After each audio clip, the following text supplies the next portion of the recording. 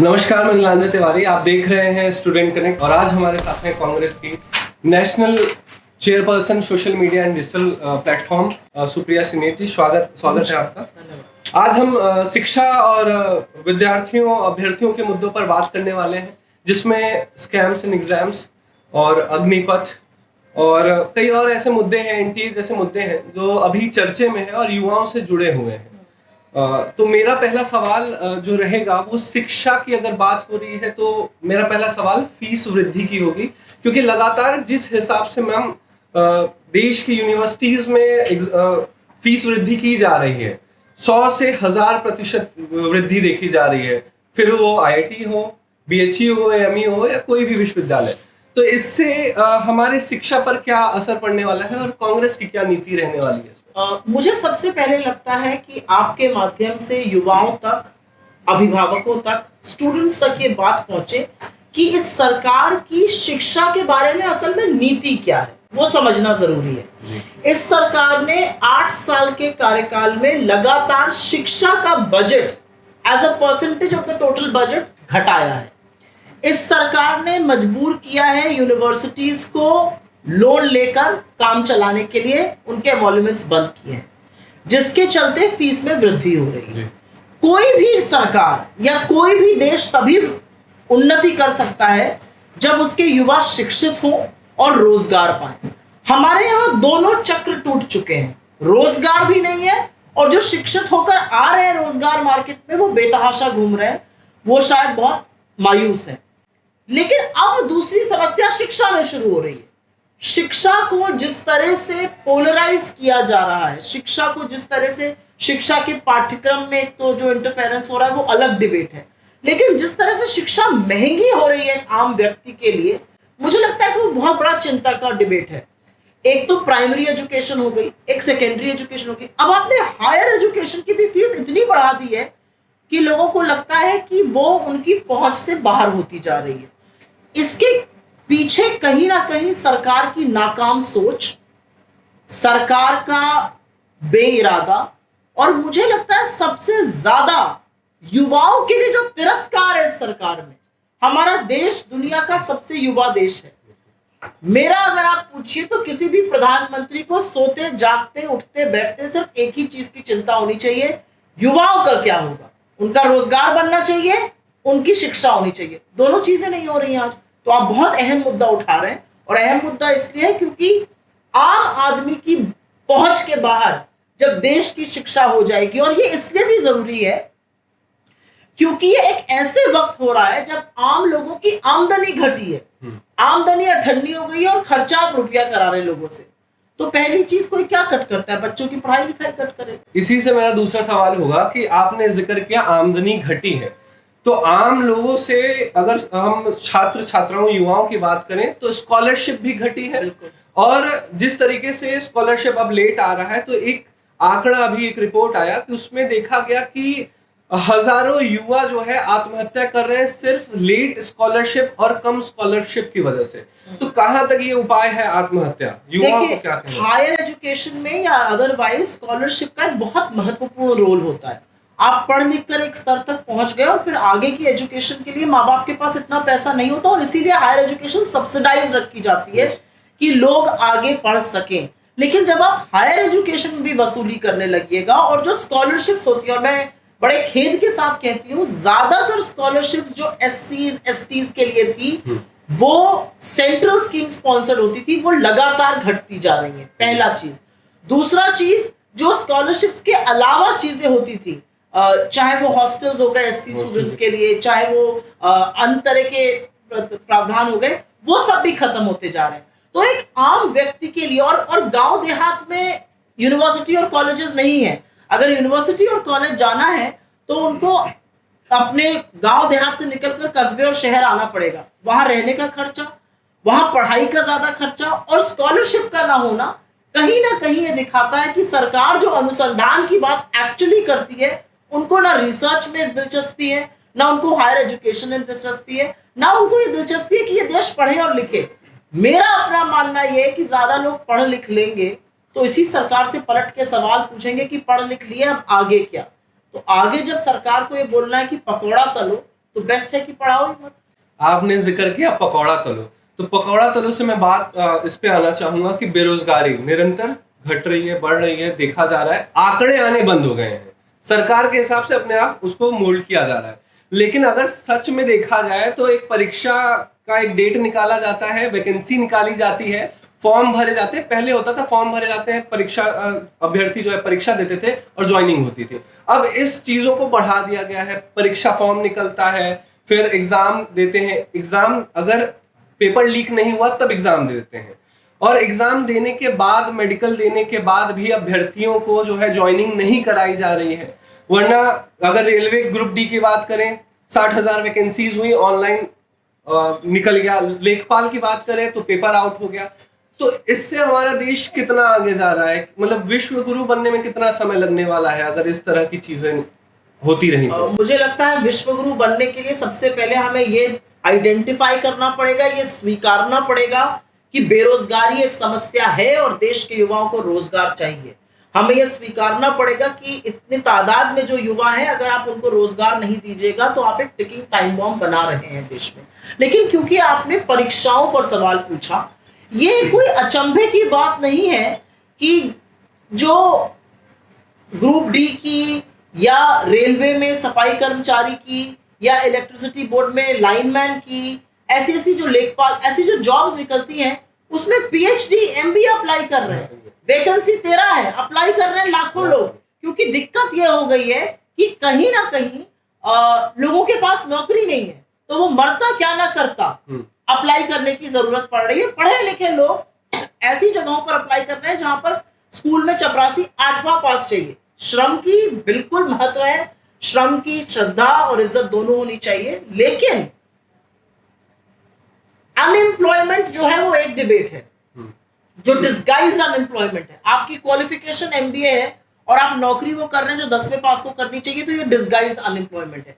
उसके बारे में सरकार कोई चर्चा ही नहीं करना चाहती और वो दर्द दिख रहा है लोगों का। लेकिन क्योंकि आपने एग्जाम कैलेंडर की बात करी, मैं इसके बारे में थोड़ा सा जिक्र इसलिए करना चाहती हूँ क्योंकि उत्तर प्रदेश में कांग्रेस पार्टी ने, प्रियंका जी ने जो भर्ती विधान रिलीज किया था, उसमें हमने ये आइडेंटिफाई किया था कि जब आप एग्जाम के लिए फॉर्म भर देते हैं, आपने पहला खर्चा वहां किया, फिर आपने पढ़ाई लिखाई के लिए कोई कोचिंग ज्वाइन करी, वो खर्चा किया। चलिए कोचिंग नहीं भी करी, आपने किताबें खरीदी, नोट्स बनवाए, वो खर्चा हुआ। फिर आप एग्जाम देने एक सेंटर पे जाते हैं, सुबह से एग्जाम होता है तो रात को पहुंचना पड़ता है, कहीं रुकने की व्यवस्था होनी पड़ती है, वहां पर खाना खाने की, तो आपने आने जाने में, वहां रहने में जो किराया खर्चा किया, ये सब करना का काम एक अभ्यर्थी ने कर लिया। उसने एग्जाम भी दे दिया, एग्जाम में पेपर लीक हो जाता है और अब ये एक व्यवस्था बन गई है कि पेपर लीक उन लोगों के द्वारा किया जाता है जो भाजपा से संबंधित है। अभी यूपी टेट का जो पेपर लीक हुआ था, उसमें भाजपा के जो एमएलए थी बिहार की, उनके भाई उसके पीछे थे। ऐसे ही बाकी जगहों पर भी हुआ है। तो उसके बाद क्या होता है, फिर वो मामला निरस्त हो गया, परीक्षा निरस्त हो गई। परीक्षा निरस्त हो गई या तो मामला कोर्ट में चला गया। आपने 18 साल में परीक्षा दी थी, आप 38 के हो गए, अभी तक तो जी फैसला ही नहीं आया, अभी वो चल ही रहा है, कोर्ट तारीख पे तारीख लग रही है। तो मुझे ऐसा लगता है इन सब चीजों से निपटने के लिए एक जॉब्स कैलेंडर बनना चाहिए। ये हमने यूपी में भी बोला था, आपने भर्ती विधान में प्रियंका जी की लीडरशिप में। जॉब्स कैलेंडर क्या है? Notification of job. आपने जिस दिन नोटिफाई किया कि ये नौकरी निकल रही है, हमें इस पर एप्लीकेशन चाहिए, उससे लेकर नियुक्ति तक एक अवधि होनी चाहिए। आपके पास बैकअप होना चाहिए कि अगर पेपर लीक हो जाएगा तो सेकंड सेट ऑफ पेपर कैसे आएगा, थर्ड सेट ऑफ पेपर कैसे आएगा। अगर किसी कारणवश मान लीजिए वो मामला कोर्ट में ही जाता है, तो इसके लिए स्पेशल ट्रिब्यूनल्स होने चाहिए, क्योंकि हमारे कोर्ट में बड़े सारे केसेस पड़े हुए। स्पेशल ट्रिब्यूनल्स इसको तुरंत डील करें और मामले में कार्रवाई करें। मुझे ऐसा लगता है, और ये कांग्रेस की काफी जगहों पर हम लोगों ने अपने मैनिफेस्टो में बात डाली है, हमारे 2019 के लोकसभा मैनिफेस्टो में भी था, कि परीक्षा की जो फीस आती है, अगर पेपर लीक हो रहा है या अगर किसी कारण से वो परीक्षा नहीं हो रही है, तो वो पूरी तरह से माफ होनी चाहिए, और अब जिसका नेक्स्ट अटेम्प्ट है उसको वो फीस नहीं देनी चाहिए। ये तो लीस्ट गवर्नमेंट को करना चाहिए। लेकिन मुझे ऐसा लगता है सबसे पहले ये करना जरूरी है कि निष्पक्ष तौर से परीक्षा हो, निष्पक्ष तौर से उसका आकलन हो। परीक्षा लीक जो लोग कर रहे हैं उनको कड़ी से कड़ी सजा मिले, जिससे कि एक एग्जाम्पल सेट करे। और अगर किसी कारणवश ये सब नहीं हो पा रहा है, तो युवाओं को दर दर की ठोकरें खाने से बेटर है कि सरकार इसका तुरंत एक प्रावधान निकाले कि कैसे इस समस्या का हल किया जा सकता है, जो कि जॉब्स कैलेंडर से हो सकता है। सरकार ने एक प्रावधान निकाला है और प्रावधान के हिसाब से केंद्र सरकार ने कहा है, एक समस्या का भी हल कह सकते हैं, कि अग्निपथ में भर्ती होगी, 20 से 30 हजार सैलरी दी जाएगी। 4 साल बाद जब वो एक तरह से सेना से जब निवृत्त हो जाएंगे, रिटायर हो जाएंगे, तो उनको 11-12 लाख रुपए दिए जाएंगे, जिनसे वो रोजगार अपना शुरू कर सकते हैं। कितना हद तक ये हल सही है आपके अनुसार? देखिए, हम और आप कोई भी बहस कर रहे हैं, आंकड़े तो झूठ नहीं बोलते हैं। रिटायर्ड सैनिक बहुत सारे हैं। पीएसयूज को, जो पब्लिक सेक्टर अंडरटेकिंग्स होती हैं, जो सरकारी उपक्रम है, उनको ये तत्वाधान भी है कि उनको आप ऑब्जॉर्व करिए। परसेंटेज कितने लोगों को नौकरी मिली है? 2% से कम को मिली है। अभी तक जितने रिटायर्ड सैनिकों को जिनको नौकरी मिलनी चाहिए थी सरकारी उपक्रमों में, 2% से कम को मिली है। तो ये क्या गारंटी है कि इन लोगों को नौकरी मिलेगी? पहली चीज। दूसरी जरूरी चीज ये है, आप 24 साल की उम्र में एक युवा से कह दीजिएगा भैया तुम रिटायर हो गए, अब तुम अपना निपटो जो तुम्हें करना है। पहली। दूसरी चीज। तीसरी एक जरूरी चीज ये कि अब सिर्फ ये सेना तक सीमित नहीं है, खबरों के मुताबिक तो अब ये बैंक में भी किया जाएगा। तो देश के युवाओं को नौकरी आप देंगे 4 साल के लिए, लेकिन आपकी सत्ता 4 साल से ज्यादा की है। तो मुझे लगता है कहीं ना कहीं ये युवाओं की आकांक्षाओं का, अपेक्षाओं का मखौल उड़ाने की बात है।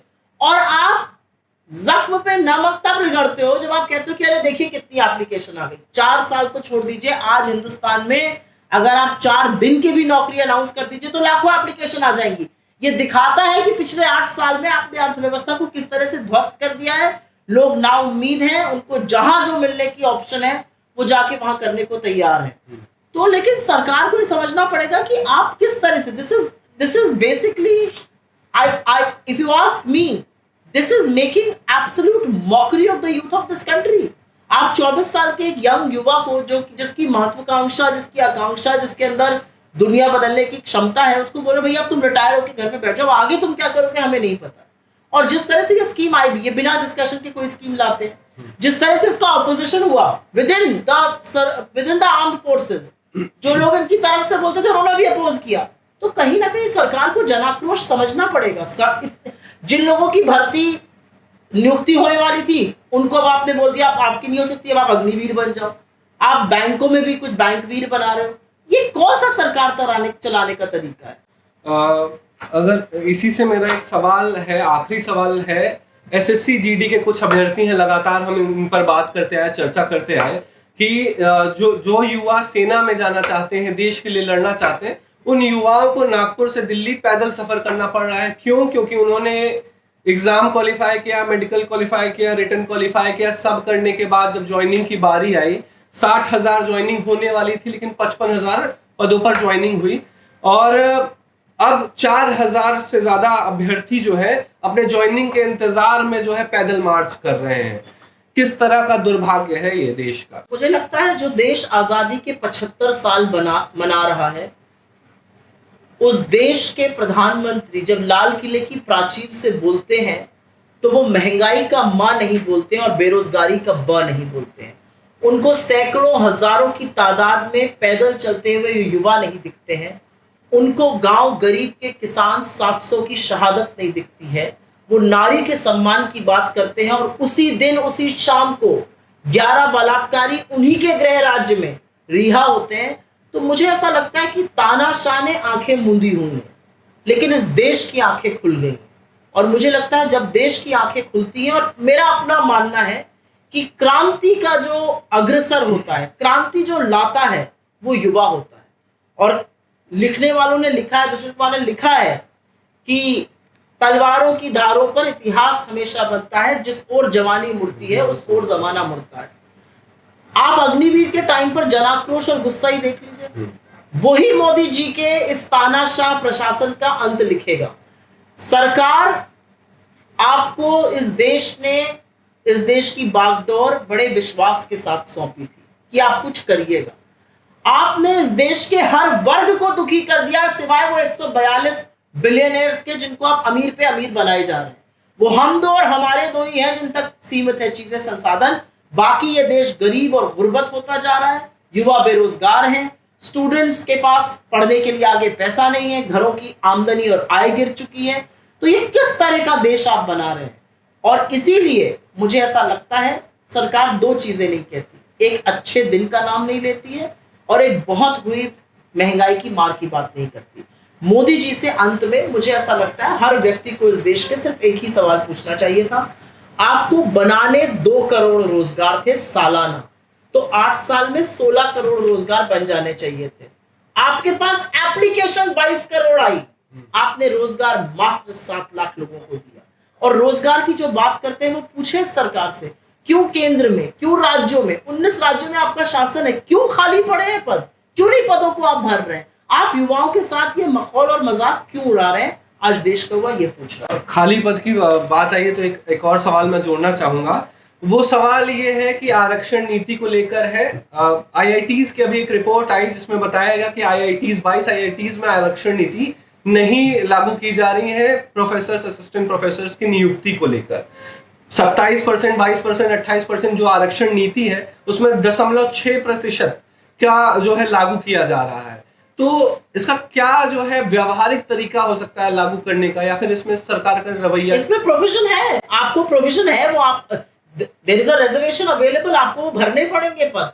लेकिन भाजपा का असली चाल चरित्र और चेहरा और उनकी कथनी और करनी में क्या अंतर है, यही आपको पता चलता है।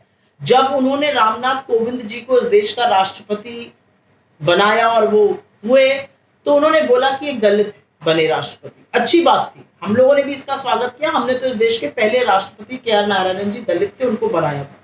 रामनाथ कोविंद जी बने, इसका हमने स्वागत किया।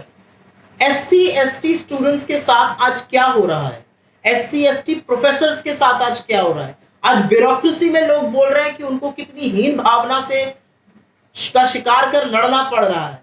आज उत्तर प्रदेश का एक मंत्री कहता है उसके साथ पक्षपात हो रहा है, उसकी जात को लेकर, वो एससी वर्ग से आते हैं, वो इस्तीफे की पेशकश करते हैं। तो हम किस बारे में बात करें? और आरएसएस का आरक्षण को लेकर हमेशा से आरएसएस अपोज रही है। मोदी गवर्नमेंट खुद कंफ्यूज है आरक्षण को लेकर।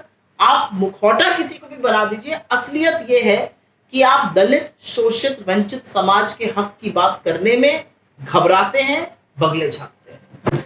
तो ये थी हमारे साथ सुप्रिया सिनेत जी, जिन्होंने युवाओं और अभ्यर्थियों के मुद्दों पर बात की हमसे, और एक बड़ी अच्छी बात कही एग्जाम कैलेंडर को लेकर। तो हमें उम्मीद है जब इनकी सरकार आएगी या जब ये लोग इस स्थिति में होंगे कि युवाओं के लिए कुछ करेंगे, तो ये जरूर एग्जाम कैलेंडर को लागू करेंगे।